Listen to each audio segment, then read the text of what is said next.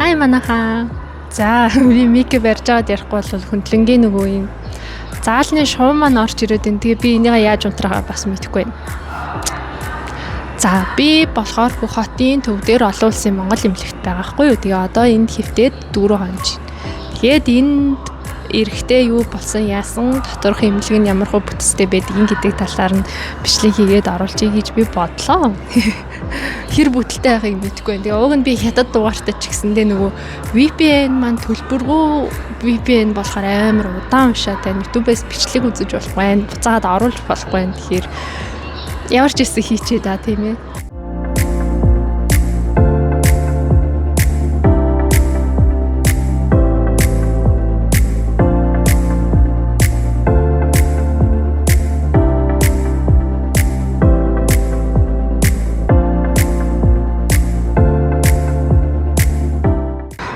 За энд болохоор ер нь бол монголчууд амар их байд юм ээ.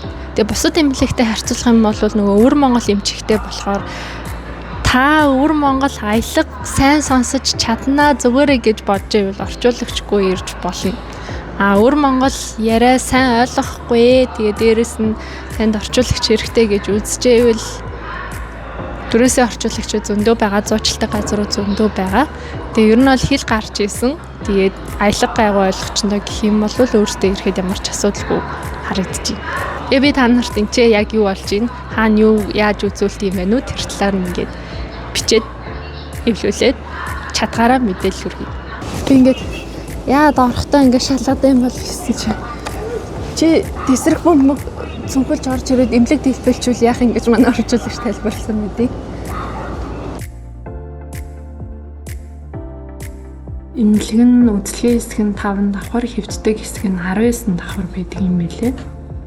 За энэ харагдаж байгаа өнцгөн нь бол яг нэг давхараасаа харагддаг бүх зүйл нь байна. Доор болохоор яг нэг ороход шалгадаг хэсэг нь харагдчихээн. Тэгээд сүлэгчийн поостн дээр очиод монголоор ярьдаг байна уу гэж асууж юм бол дээрээ гоё тайлбарлаж өгчин тэнцээ таасна. Хаад тэр цаана болохоор юм авдаг гэсэн. Тэгээд дээшээ гараад давхруудаараа яваад үзүүлчихнэ. Энэ харагдаж байгаа цонхон дээр нь болохоор эмнэлэгт хэвтэх төлбөрүүд тушаагаад энэ киос машин дээр болохоор таны дансанд хэдийн он үлдсэн байна гэдгийг хараад шалгаж болдог.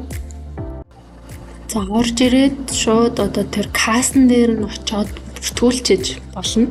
Тэгээд хаана ямар эмч дээр үзүүлэхийн юу өвдөж байгаа юм бэ гэдгийг хэлчих юм бол хэрэгтэй эмч нарын заагаад өгчнө гэсэн. Энэ харагдаж байгаа хэсэг нь болохоор эм олголтын хэсэг нь уламжлалтын эм болоод Европын нэг нь энэ киос дээр баркодоо уншуулах юм бол шууд дугаар нь гараад ирэх болохоор эмээс амжтаа өгөөд тэгээд эм авчна гэсэн.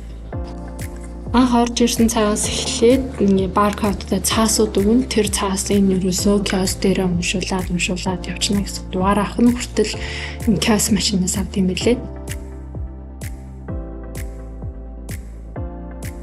Ингээд чатнасаа буухаар дээр нь хаашаа зааврууд нь бүгдээрээ байж байгаа. Тэгээ 2 давхартай ерөнхий бүх шинжилгээгээ хийгээд тэгээд эмч нартай үзүүлт юм билээ. Зарим эмч нар нь 3-4 давхараар үздэг. Энэ үүдээс 0 харагдчихээн. Өдөр болгон 0-ийнхаа энэ цагаан альчург сольт юм билээ. За одоо энэ болохоор 2 давхрын яг шинжилгээний хэсэг цаад хэсэгтэй болохоор шинжилгээгээ агаад тэгээ наана болохоор одоо нөгөө дээжүүдээ өгдөг. Энэ болохоор эхоны хэсэг нь эход заавал энэ нэг ресепшн дээр нь ирж бүртгүүлээд тэгээд аль өрөөнд орох уу хэд дугаартай одоо хүн бэ гэдгийг бичүүлж яж урддаг юм билээ. Энд болохоор хеликобактерийн шинжилгээ өгсөн. Өөр юу гэж болдгийг сайн мэдэхгүй. Давхар болгоны үзлэгийн хэсэг нь ерөөсөө юм 2 салаа замтай юм билээ. Тэгээд тос бүрдээ жижигэн өрөөнд эмчнэр нь суугаад орж ирсэн хүмүүсийн судсыг барьж үзээд биеийн машин тодорхойлт юм байлээ. Тэгтээ ирээд шууд энэ нэг киос дээр баркод уншуулад дугаараа аваад тэр дугаараа сувилагчтай очиод хэлэхээр өөрийн чинь дугаар болсон үед сувилагч нь дуудаад тэгээд оруулчихна гэсэн. Хамгийн сүүлийн бидний мэддэг шаардлагатай зүйл нь болохоор нөгөө компьютер CT MRI хийдэг газар нь нэг давхартаа одоо энэ дэлгүүрийнхаа харалтаа хоошоо явахаараа байж идэг.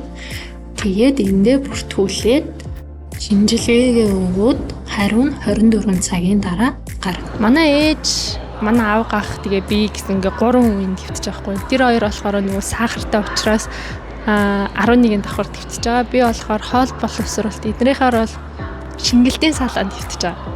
Тэгээд 10 давхарт нь үүд юм. Тэгээд тусдаа өөр өрөөнд болохоор жоохон сонирм. Хөвтж байгаа газраа танилцуулъя. Нэг өрөөндөө 4 ортой. Тэгээд дундаа нэг 0-тэй юм байна. 0-1 иймэрхүүндээ шүршүрт орж болдог гэсэн. Гэхдээ хамгийн сонин эрэгтэй эмэгтэй хамаагүй нэг өрөөнд оруулцдаг юм байлээ. Тэр нь жоохон амар.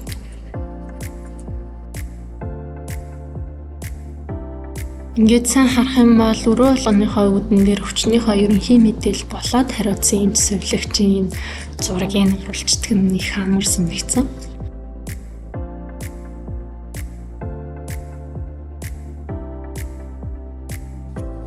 Энэ болохоор ингээд сувлагчийн пост нь энэ дээр бүх мэдээлэлээ бүртгүүлдэг. Сувлагчийн постынхоо цаана болохоор эмчнэрийнх нь нөгөө байдаг юм лээ.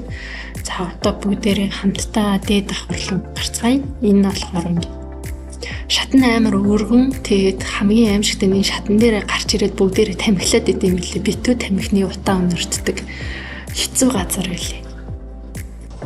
Эмнэлэг дотор тамхи татаад байна гэж та нар бодод үзтээ жоохон амар биш үү?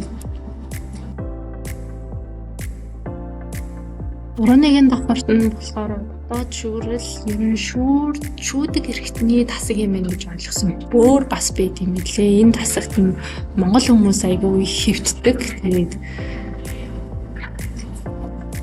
манай хоёр болохоор энд хэвтэж юм. Энэ эмнэлгийн энэ ургамлын гаралтай тусал нь айгүй алтартай юм билээ. Тэгээ монголчууд ирэхээр дандаа энийг хийлгдэг гэсэн. Одоо бүгдээр лифтэндээ сууж үзье. Энэ нийтдээ 5 лифттэй ч гэсэндээ зарим давхартаа зогсдог, зарим давхартаа зогсдгүй тэгээд ялгаатай юм байна. Тэгээд ийм олон лифттэй ч гэсэндээ дотороо хүмүүс нь багтдаггүй юм билээ.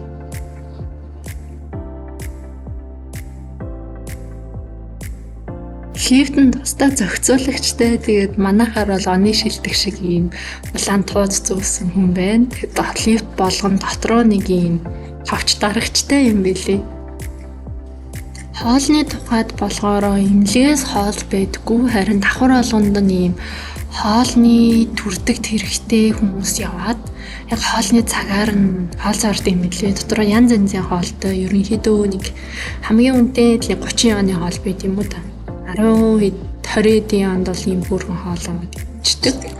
2-3 давхартай ботгоор ийм жижигхэн музей шиг цөмрүүдтэй юм билээ. Тэгээд энд нь Монголын уламжлалт, хөөрөг, морин хуур, ангаахын одоо нөгөө ардын эмчилгээний хэрэгслүүд эдгээр нь бүгдээрээ байж идэм лээ. Бас сонирхоод үзвэл жижигхэн хөөрөг байсан.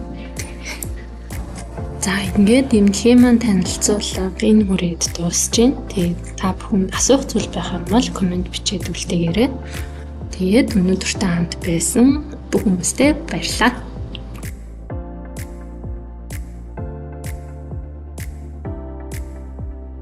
Надад энэ жоохон амар байсан өчтөр гэхэд хамт шинээр орж ирсэн хэмээ шөнийн 3 цагт намайг ширтээ сууж исэн ингээ сэрв. Би тэгээ ингээ хар дараад чочоод сэрсэн байхгүй юу?